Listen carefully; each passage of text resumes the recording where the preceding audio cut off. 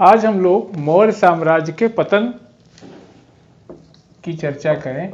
मौर्य साम्राज्य के पतन के क्या कारण थे?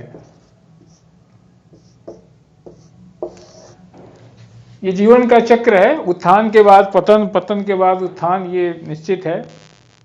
और कोई भी साम्राज्य हो या कोई भी वस्तु हो, जब अपनी सर्वोच्चतम ऊंचाई पे पहुंच जाती है तो उसका नीचे आना तय है।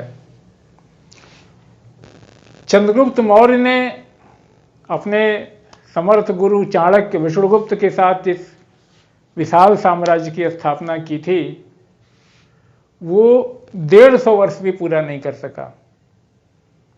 चंद्रगुप्त मौर्य के बाद उनके बेटे बिंदुसार, बिंदुसार के बाद अशोक, अशोक जैसे महान शासक हुए,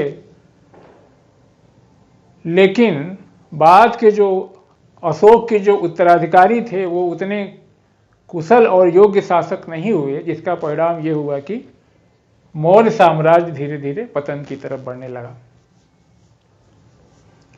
हम देखें तो 232 बीसी में 232 बीसी में अशोक का शासन जैसे ही खत्म हुआ, वैसे ही आप कहें कि मौर्य साम्राज्य का विघटन प्रारंभ हो गया। मौर्य साम्राज्य और मौर्य साम्राज्य का जो अंतिम शासक था वीरदत्त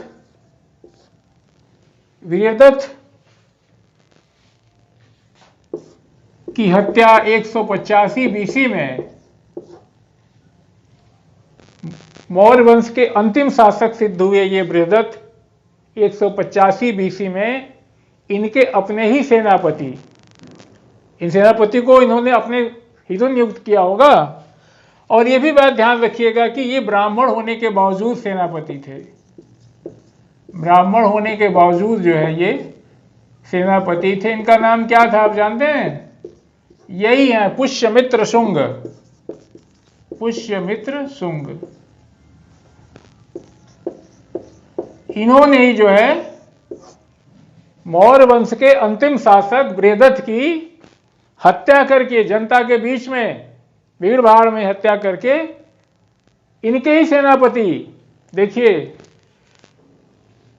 ये 7वीं 8वीं शताब्दी की बात नहीं है, ये अशोक के पोते के पोते रहे होंगे वीरदत्त। मौर्य कौन थे बताया? कुछ लोग बौद्ध धर्म, बौद्ध ग्रंथ इन्हें क्षत्रिय साबित करते हैं, कुछ लोग कहते हैं कि मुरा नामक महिला से थे, शूद्र थे। वीरदत्त की हत्या करके पुष्यमित्र शुंग ने, पुष्यमित्र शुंग उनके सेनापति थे, उन्होंने उनकी हत्या करके और उनसे सिंहासन प्राप्त कर लिया। बलपूर्वक पाटलिपुत्र का राजा बना शुंग। और इसी पुष्यमित्र शुंग ने शुंगा डायनास्टी की स्थापना की, शुंगा डायनास्टी, और यहीं से शुंग वंश का प्रारंभ हुआ। शुंग वंश के बाद कर्ण वंश आया, इसे अभी हम आगे पढ़ेंगे। तो जनता के सामने हत्या करके पुष्यमित्र शुंग ने अपने ही राजा वीरदत्त की हत्या करके बलपूर्वक पाटलिपुत्र का राजा बना। और इन शुंग वंशियों ने, बाद में शुंग वंश का वंश चला, उसमें शुंग के बाद शुंग वंशियों ने पाटलिपुत्र और मध्य भारत पर, शुंग वंशियों ने पाटलिपुत्र और मध्य भारत पर शासन किया और उन्होंने ब्राह्मण जीवन पद्धति को अपनाया। और वहीं से फिर से जो है वैदिक यज्ञ कर्मकांड सब शुरू हुआ। और ये भी आप जानते होंगे कि पुष्यमित्र शुंग ने बौद्धों का व्यापक पैमाने पर कत्लेआम कराया। तो ये इस तरीके से आप देखें तो ये यहां पे 185 बीसी में वीरदत्त की हत्या करके पुष्यमित्र शुंग ने बलपूर्वक पाटलिपुत्र पर कब्जा कर लिया। और इसका पतन का सबसे बड़ा कारण अगर कहें तो कई कारण थे उसमें। एक तो ब्राह्मणों की प्रतिक्रिया भी था, ब्राह्मणों की प्रतिक्रिया, ये इसको आप कह सकते हैं कमजोर उत्तराधिकारी का होना। एक कारण यह भी था जो हमने चर्चा किया कि अशोक के बाद के जो उत्तराधिकारी हुए वो कमजोर उत्तराधिकारी थे, कमजोर उत्तराधिकारी।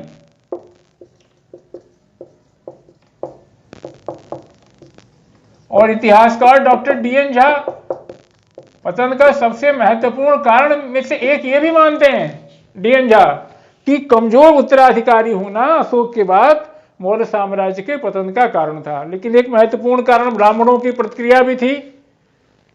ब्राह्मणों की प्रतिक्रिया आपको पता है कि अशोक ने बौद्ध धर्म स्वीकारने के बाद व्यापक पैमाने पे राज्यादेश जारी किया। अशोक ने जीव हिंसा रोकने का पूरा प्रयास किया। उन्होंने पशु पक्षियों की जो बलि दी जाती थी उसको उन्हें निषेध किया। स्त्रियों में जो प्रचलित कर्मकांड की व्यवस्था थी उसको उन्होंने हतोत्साहित किया।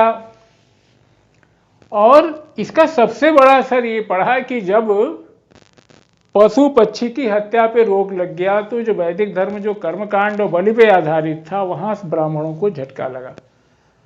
और अशोक के तमाम सहिष्णुतावादी नीति के बावजूद भी जो इनकी नीतियां थीं वो एक तरीके से यज्ञ विरोधी हो गईं और ब्राह्मणों का दान दक्षिणा भी बंद हो गया। भाई यज्ञ में ही तो आपने पीछे पढ़ा देखा, जब वैदिक काल हम पढ़ रहे थे, यज्ञ में दान दक्षिणा के स्वरूप ब्राह्मण को बहुत सारी संपत्ति मिलती थी, दास और दासियां भी मिलते थे। लेकिन अब तो यहां इन्होंने पशु पक्षी के वध पे ही रोक लगा दिया, यज्ञ को हतोत्साहित किया। और एक बड़ा कारण यह भी था कि संस्कृत को उन्होंने महत्व न देकर के, आपको पता होगा कि प्राकृत भाषा में जो उन्होंने अपने राज्यादेश जारी किए उसमें संस्कृत को उतना महत्व नहीं देकर के उन्होंने जनभाषा प्राकृत, अब जनभाषा का प्रयोग ही चिढ़ने का कारण बना हो। तो ये ब्राह्मणों की प्रतिक्रिया थी। यही नहीं, एक बड़ी वजह ये भी थी कि अशोक ने जो रज्जुकों की नियुक्ति की उनका जो कार्य था वो क्या था कि समता मूलक दंड की व्यवस्था करना, दंड में समता लाना। और आपको मालूम है कि धर्मशास्त्रों के हिसाब से ब्राह्मणों ने अलग अलग वर्णों के लिए दंड की अलग अलग व्यवस्था बना रखी थी। लेकिन अब अशोक के इस समता मूलक व्यवस्था के चलते, दंड में समता के चलते ये होने लगा कि अब जो है ब्राह्मण और नीचे सारी जातियों को दंड की एक व्यवस्था हो गई। तो मामूली आकर उतरा होगा। एक तो साहब आपने यज्ञ बंद करा दिया, बलि बंद करा दी है, जो उनका वर्चस्व था, आप पशु पक्षी नहीं मार सकते। हालांकि अशोक के इसका असर पड़ा उस समय, जो आपको बताया ना कि उस समय जो यहाँ तक कि जिनकी जीविका ही हिंसा पे आधारित थी, जैसे शिकारी हुआ करते थे आपके, और क्या कहते हैं जो समुद्र के किनारे जो मछुआरे थे, उन्होंने भी अब अपना पेशा त्याग करके अहिंसा का मार्ग अपना लिया। मगर ब्राह्मणों ने तीव्र प्रतिक्रिया दी। इन सारी चीजों के चलते ब्राह्मणों से विद्वेष बढ़ा। ठीक, और यही वजह थी कि आप देखेंगे कि बौद्ध धर्म ये इनका क्या कहते हैं कि मौर्य साम्राज्य के पतन के बाद पुष्यमित्र शुंग आए, उन्होंने ब्राह्मण धर्म का उत्थान किया। इसके बाद कण्व आए, कण्व ने भी वो भी जो है ब्राह्मण धर्म को मानने वाले थे। यही नहीं, आप सातवाहनों की बात करें जो पश्चिम दक्कन और आंध्र राज्य में जिनका शासन था, सातवाहनों ने भी कहा कि वो ब्राह्मण हैं, वो अपने आप को ब्राह्मण मानते हैं। तो यहाँ से फिर ब्राह्मण का वर्चस्व शुरू हो गया। तो ये हुआ। एक तीसरा कारण भी था, आर्थिक कारण था। तीसरा कारण था आर्थिक कारण। अर्थव्यवस्था चौपट हो गई कहते हैं। अर्थव्यवस्था कैसे चौपट हो गई? इसको आप कह लीजिए फाइनेंशियल इमरजेंसी कह लीजिए, आर्थिक कारण क्या कहिए, इसे वित्तीय संकट कह सकते हैं आप। डीडी कौशाम्बी, इतिहासकार का नाम सुना होगा। डीडी कौशाम्बी मानते हैं कि जो आर्थिक संकट था वो ज्यादा गहरा था। उसका कारण क्या था? उसका कारण पीछे चर्चा कर रहे थे ना, कितनी बड़ी विशाल सेना, इतनी बड़ी नौकरशाही, इतना सबको वेतन देना, काफी उस पर खर्चा होता था। और साथ में अशोक साहब के आने के बाद उन्होंने बौद्ध भिक्षुओं के लिए खूब जम करके अपना पिटारा खोल दिया, खूब दान दक्षिणा दिया। इससे धीरे धीरे धीरे धीरे राजकोष में कमी आई और राजकोष की स्थिति यहां तक पहुंच गई कि अशोक को अपने अंतिम दिनों में अपना राजकाज चलाने के लिए जो उस समय देवियों की मूर्तियां थी सोने की, उनको गला गला करके सिक्के बनाए गए। तो एक वित्तीय संकट भी कारण था। वित्तीय संकट के कारण भी, जो कि सेना और प्रशासनिक व्यवस्था पे बहुत ज्यादा खर्च था, और दूसरी तरफ अशोक ने बौद्ध भिक्षुओं को व्यापक पैमाने पर दान देकर के राजकोष को खाली कर दिया। इस कारण से भी इसका प्रमाण यह है कि अशोक को अपने अंतिम समय में अपना राजकाज चलाने के लिए देवी की मूर्तियों को गलाना पड़ा, प्रतिमाओं को गलाना पड़ा। और ये तीसरा कारण हो गया। एक चौथा कारण था कि दमनकारी नीति, दमनकारी नीतियां प्रांतों में, बताया ना कि ये पहले चर्चा कर चुका हूं कि मौर्य काल में जिस तरीके से भारी पैमाने पे अधिकारियों की नियुक्ति की गई और जिस हिसाब से कर लगाए जाते थे, भारी भरकम अधिकारियों का खर्च के लिए प्रजा पे, जनता के ऊपर कर देने का दबाव था और प्रांतों में दमनकारी व्यवस्था अपनाई गई। जो अधिकारी थे, जो अमात्य थे, वो जनता को प्रताड़ित करते थे, शोषित करते थे, जनता का शोषण करते थे, वो जनता को प्रताड़ित करते थे। आपको याद होगा कि बिंदुसार के समय में ही तक्षशिला में जब विद्रोह हुआ था तो उस समय अशोक और सुसीम को विद्रोह को शांत करने के लिए भेजा गया था, लेकिन ये विद्रोह थमा नहीं। और यहां तक कि अशोक ने अपने राज्यादेश में भी इस बात को कहलवाया। अब कलिंग का अभिलेख अगर पढ़े देखेंगे आप तो वहां अशोक इस बात से चिंतित दिखाई देते हैं कि उनके जो अधिकारी हैं वो नागरिकों का दमन कर रहे हैं। उसमें उन्होंने अपने अधिकारियों को साफ कहा कि बिना कारण के किसी नागरिक को परेशान न किया जाए। इस बात की उन्होंने कई बार घोषणा की कि भाई बिना कारण के आप किसी को हरासमेंट मत करो, परेशान मत करो। और उन्होंने अपनी तरफ से पूरा प्रयास किया, यहां तक कि वो जनता के बीच में गए और उन्होंने करीब 256 रातें, बताते हैं 256 रातें उन्होंने तीर्थ करके जनता के बीच में बिताई, जिससे कि वो वहां उनके दुख को, उनकी समस्याओं को सुन सकें। और यही नहीं, उस समय भी उन्होंने जैसे कलिंगा की तोसाली में, उज्जैन में, तक्षशिला में, इन जगहों पे उन्होंने अपने अधिकारियों के, महामात्यों के ट्रांसफर की पॉलिसी अपनाई। उस समय अशोक ने तोसली, उज्जैन और तक्षशिला में अपने अधिकारियों के बीच में रोटेशन, इनको बदलने की, स्थानांतरण की नीति बनाई।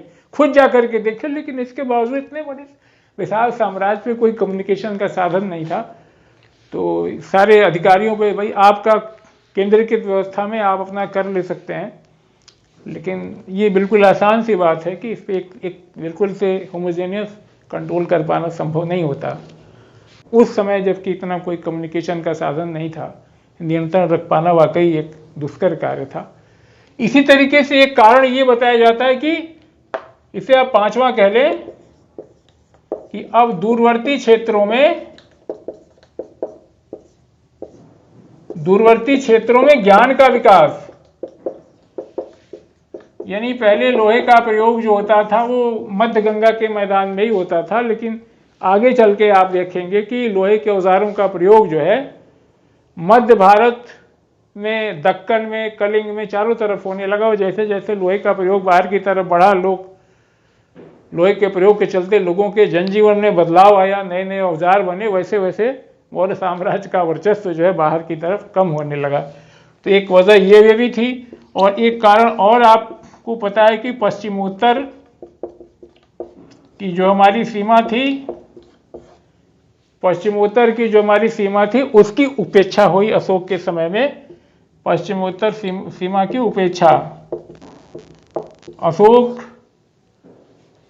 बौद्ध धर्म के प्रचार और प्रसार में, देश और विदेश में बौद्ध धर्म के प्रचार और प्रसार में व्यस्त रहे।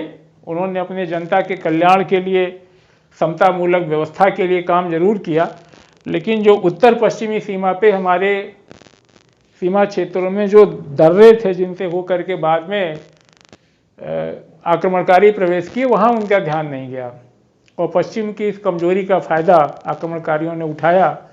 आपको पता है कि सीथियन शकों ने आक्रमण किया और वो पश्चिमी कमजोर सीमा का लाभ उठा करके वो भीतर आए। और उसके बाद यूनानियों ने उत्तर अफगानिस्तान में, आपको पता है कि बैक्ट्रिया नामक एक राज्य स्थापित किया और सर्वप्रथम उन्होंने ही 206 बीसी में भारत पे आक्रमण किया। यानी पश्चिमी अफगानिस्तान में बैक्ट्रिया नामक एक राज्य स्थापित किया। बैक्ट्रिया, साफ लिख दूं, बैक्ट्रिया। और इसके बाद यूनानियों के पश्चात भारत पर विदेशी आक्रमणकारियों का एक सिलसिला शुरू हो गया, जो कि ईस्वी सन तक चलता रहा। संक्षेप में यही बहुत मौर्य साम्राज्य के, संक्षेप में मौर्य साम्राज्य के पतन के यही कारण हैं। समराइज कर दूं, ब्राह्मणों की प्रतिक्रिया, कमजोर उत्तराधिकारी का होना, दमनकारी नीतियां प्रांतों में अपनाना, दूरवर्ती क्षेत्रों में धीरे धीरे ज्ञान का विकास होना, पश्चिमोत्तर सीमा की उपेक्षा, इससे पश्चिम से आक्रमणकारी आने का मौका मिला उनको, और आर्थिक कारण, एक वित्तीय संकट, ये महत्वपूर्ण कारण है जिससे कि मौर्य साम्राज्य का पतन हुआ। Thank you. जय हिंद।